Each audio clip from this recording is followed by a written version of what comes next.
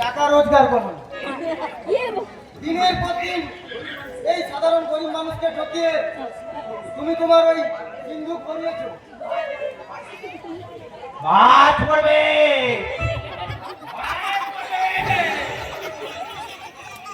আমার উপর যেরকম মিথ্যা অপবাদ দিয়েছে ওর মাথায় কড়কড় করে বাজ পড়বে।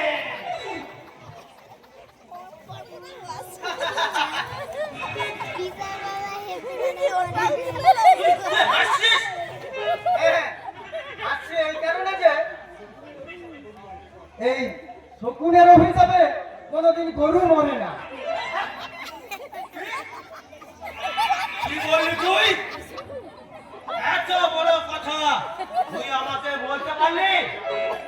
যা, বেরিয়ে যা, তুই আমার বাড়ি থেকে বেরিয়ে যাস। আমার চোখের সামনে দিয়ে বেরিয়ে যা।